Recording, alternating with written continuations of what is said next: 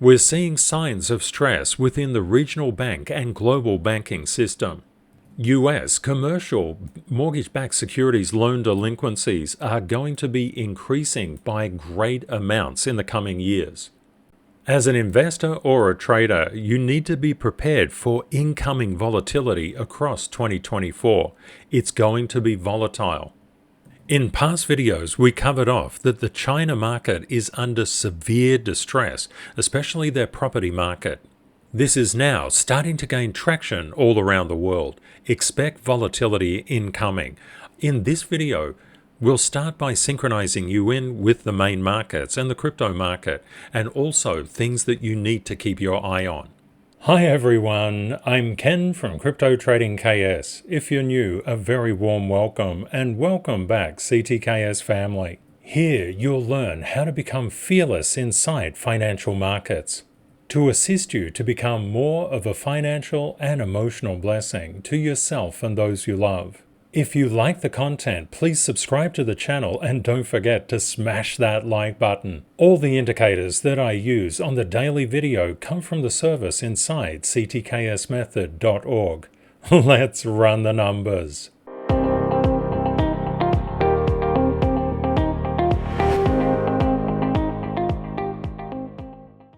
Across the main markets in the past trading session, we had a bit of a bounce up in the major indices, and that's going to translate globally. But we can see the Chinese market is still under tremendous negative momentum. As far as sectors were concerned, consumer discretionary did the best, followed by consumer staples. The worst performer was energy, but overall just about everything was up. After the bell, we're going to get reports out on Apple, Meta, and Amazon. So far, the market is reacting quite well. One thing to keep your eye on is real estate lending is becoming a problem, and banks in the US, Japan, and Switzerland have announced losses tied to troubled real estate lending. The rout with New York Community Bancorp is still continuing. It fell nearly 9% in the past trading session. The regional banking sector is continuing to show quite negative price momentum, and the comment is the commercial real estate pain in the office sector is just beginning. This is something to keep on your radar. Yesterday, we were observing the S&P Regional Banking ETF, and we saw that it made a negative day. When we look at New York Community Bancorp, that negative price action has continued into the next day. When looking at the main market's Fear and Greed Index, what we can see here is something of a weakening in the current trend. People are getting a little bit concerned. Deutsche Bank is in trouble again, and it's unveiling job cuts in an effort to boost profitability. It's likely that 2024 is all about commercial mortgage-backed securities and loan delinquencies. When we look at 2023, there weren't many, but the 2024 forecast for office delinquencies is much larger, and the 2025 is larger again. This is something you want to keep on your radar. The longer the Fed delays rate cuts, the harder it's going to be for borrowers and the more delinquencies on loans there's going to be. The entire banking sector needs those interest rates to come down, and when we look at the next FOMC meeting on the 20th of March, there's a current 38.5% probability of an easing of 25 basis points.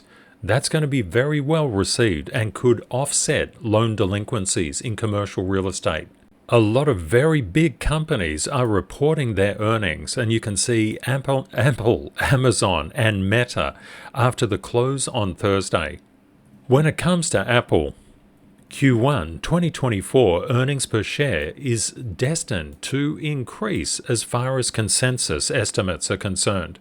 But just take a note on Q2. There's likely to be a bit of a fall. When we look at Amazon Inc., one thing that we can see as far as the per share earnings or earnings per share, they've been increasing, and we expect a Q4 increase as well, followed by a little bit of variability in Q1, but a lowering just like Apple as well. Looking at Meta, we expect the earnings per share to be increasing in Q4 and falling in Q1 2024. This is for Meta platforms. The Magnificent Seven have been doing really well, and when we look at the 2023 total return and the 2024 total return, what we can see has Meta done really well. Yes, it has. It's the second performer to Nvidia. What about Amazon? Not too bad. And what about Apple? Well, not too good, but still really good for the 2023 return. We can see the 2024 total return for Tesla is down and Apple is down as well. Let's have a look into the main markets, and when we look at the volatility index, the VIX, it's been decreasing. This has caused the Nasdaq to rally.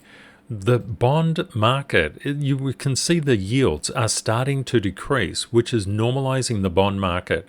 A little bit of geopolitical concern in here as well as rate cuts. When yields come down, real interest rates go down as well, and that causes gold to come up. We've seen the DXY also retrace. It was getting close to breaking over resistance. Thank God it didn't. And we can see oil retracing at the moment as well. Coinbase Global is seeking to woo professional investors across. But unfortunately, it's not for everyone. It's about high-volume traders who can prove that they do $500,000 US per month in monthly trading volume, and they will receive no fees, or a temporary reduction in fees. This is due to Coinbase transaction revenue has been declining. It's been declining because Coinbase fees are astronomical. Binance is trying to get back into the UK, but the UK is saying, no, thank you very much, Binance, we don't want you. In other news out today, Bybit is seeking a virtual asset trading provider license in Hong Kong for crypto expansion. A major reason to look through the main markets, if we look at this blue line, that is Bitcoin's price action. What is happening as the main markets, the S&P 500 came down, Bitcoin came down. What happened when the S&P 500 futures went up? Bitcoin went up. What do we see with the Nasdaq? Do we see the same kind of thing? Yes, we do. What about the Dow? A little bit of variability in here, but overall, when we get big moves and momentum, it tends to show. Don't forget, this is on a 15-minute chart, but it gives you an idea over the past couple of days how things have been playing out inside the markets. We know that Bitcoin cannot escape the stock market's gravity. It's a rule we know. Therefore, when you're looking at the top performers, you can understand that a lot of information to do with the main markets is coming through these charts as well. All charts are intercorrelated and interconnected. When it comes to the crypto market, if Bitcoin comes down, we can expect Ethereum to come down, Binance Coin to come down, Solana to come down, XRP to come down, ADA to come down, AVAX to come down, Doge, and literally all of the other cryptos as well. Please be aware that no alt can escape Bitcoin's gravity. That's another rule we have. Looking at intercorrelations and interconnections is vitally important for your profitability. We saw that the DXY was coming down, and yesterday it looked like it was going to break above this particular resistance and go for it. Fortunately, it did not do that. And as a result, we have seen this directional correlation between the DXY and the inverse of Bitcoin play out. We also understand that the US 10-year yield is inversely proportional to Bitcoin's directional momentum. When the US 10-year yield was going down, Bitcoin was going up. Here I've inverted Bitcoin for you. As it retraced, the US 10-year yield retraced, we saw that Bitcoin's price went down. Now the US 10-year yield is coming down, just like the DXY. That's forcing Bitcoin up. It's very important to understand and to know the intercorrelations and interrelationships between the Tier 1, Tier 2, and Tier 3 charts. Something that will really help you out on your trading and investing journey, of course, the intercorrelations and interdependencies. But you don't need certainty, you need a strategy to profit from uncertainty. This particular meme is a good one. This is how all markets work, not just the crypto market, but all markets. All markets work this way. The whales drive the price down, and that induces people to panic sell. When they panic sell, the whales are actually buying everything that people are selling. It's very important not to be freaked out by the market. When we look at Litecoin has been very up and down recently. And we saw in the past 24 hours, Litecoin was coming down. These little green arrows, they're buys, and the little red arrows, they're sells. You can see even though the price was coming down, there is the potential to make profit. And if we go for those very high annualized return on investments, we can do incredibly well. A very big thank you to everybody who commented and watched yesterday's video. Art had something really good to share, and I wanted to share it with you.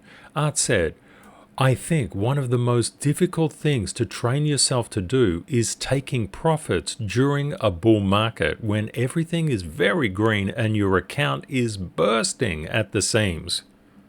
It's important to understand mean reversion. Prices always definitely move in waves, but they also mean revert. Art says we can train ourselves to take profit on extreme days, and then we'll have plenty of dry powder for the inevitable price correction. One thing to take a lot of note of, for example, in the bull market, there will be 20, 30, 40% retracements. This is to be expected, and you need to prepare yourself for it. It does take a lot of mental discipline to buy on the extreme red days. Sooner or later, you can change your mindset to getting really excited on the red days. You don't have to will your way there, you just have to understand what it means to buy on the right side of the percentage. Thank you, Art, for your very generous comment, and thank you everybody else for commenting as well. It's a great idea to keep Rule 214 in mind. Those red days create opportunities, and they create a lot of opportunities, but you have to de-wire your mind. If you have any tricks or tips that could help other community members out to effectively buy on the red days, please let me know in the comments. I'm very happy to share those. It's likely that 2024 is going to be a very chaotic year. Understanding total market structure is very, very important. When you understand CTKS structure, you understand across the Tier 1, the Tier 2, and the Tier 3 charts, where smart money is buying and selling. Those levels are incredibly important. And just to let you know, there will be an express release of the new DXY and Bitcoin levels, as well as the S&P 500 and the US 10-year yield coming up in the next 24 hours. I'll be also keeping a very close eye on the banking sector, as well as the commercial real estate sector. I suggest you do the same. Have a great day or night ahead, my friends, and Kate and I look forward to catching up with you again tomorrow. Bye for now.